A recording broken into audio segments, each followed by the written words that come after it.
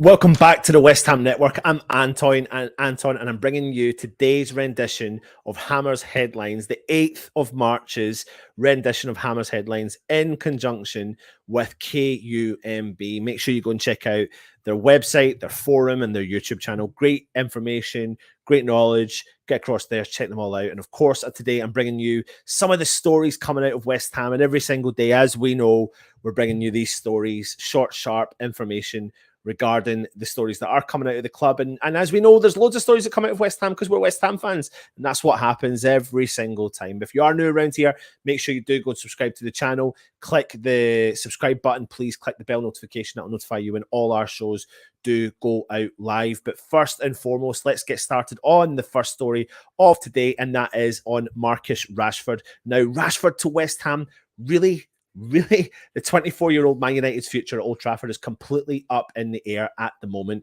His current contract with Manchester United expires in the summer of 2023, although the 20-time league winners have the option to extend the deal by a further 12 months.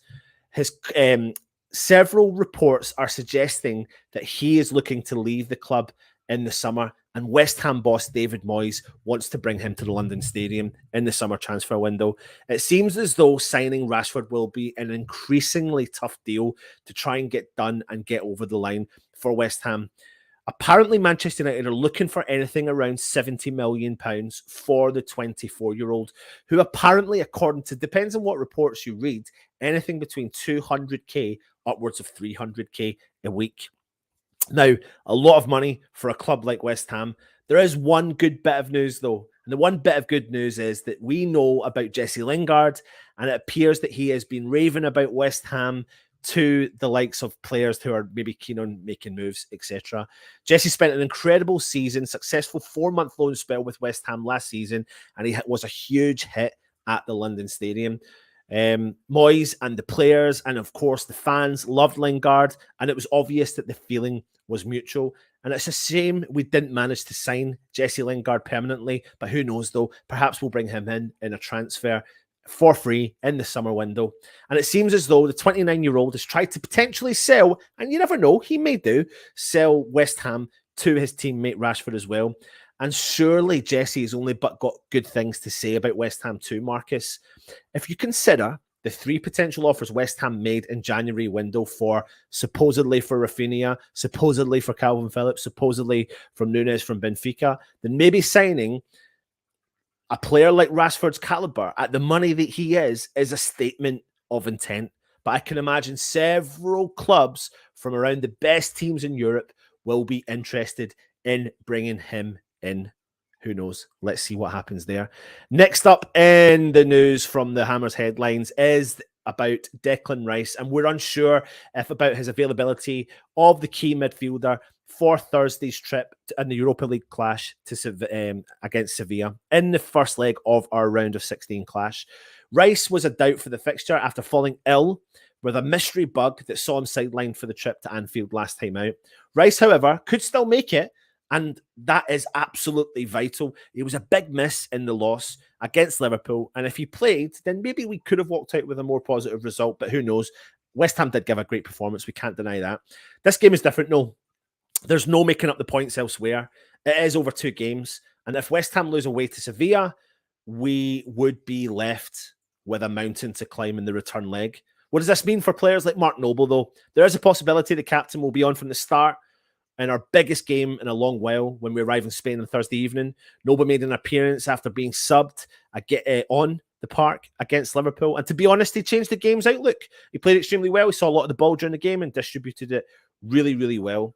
But I think Rice will probably feature on Thursday. He has enough time to fight off this illness and can certainly do a job, even if he wasn't feeling at his best and he'll want to play. But hopefully the team gets a good result so players like Declan Rice, Jared Bowen can come back for the second leg and finish the job off. And last but not least, the last story that I'm going to talk to you today about is the news that potentially Alex Kral could leave West Ham under the new rules. But it looks like David Moyes has all but confirmed that West Ham midfielder Alex Kral has no future at the club with his recent comments.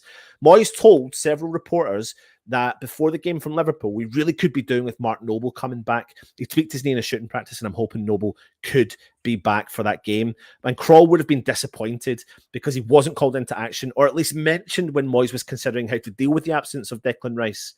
Things worsened for the 23-year-old, I should say, when Mark Noble wasn't fit enough to start. And Moyes played Lanzini out of position rather than speaking or selecting to the Spartak Moscow loanee. Czech Republic International would have been furious, having ended the game as an unused sub, and might look to exercise the decision, which was announced recently by FIFA, to allow all foreign players playing for Russian teams a month to find a new club.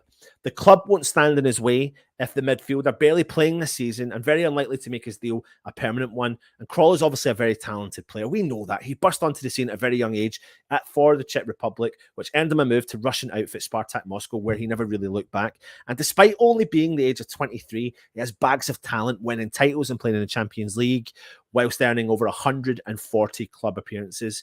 In any other season, he would have been given a shot at the club, but not this one, because we know Moyes is firmly stuck with his best starting 11 for most of the season, with every game so important. And when he has been given the opportunity, he obviously hasn't shown the boss enough, which has left him out of action until another opportunity for the fringe players arises. It is a real shame it hasn't worked out so far for Alex Kral, but things happen in football. And thankfully, he was brought in on loan rather than West Ham spending a lot of money on the big player. We'll see how that one pans out. And that brings an end to the Hammers headlines for today. I hope you've enjoyed the show. If you are new around here, please make sure you do subscribe to the channel. Please hit the bell notification. That will notify you when all the shows come on. We've done a show earlier on today on the situation with the FIFA regulations, so go and check that out and come and see our content coming out for the rest of the week. Hope you are all safe, and we'll see you tomorrow for the next Hammers headlines. Stay safe and come on, you Irons.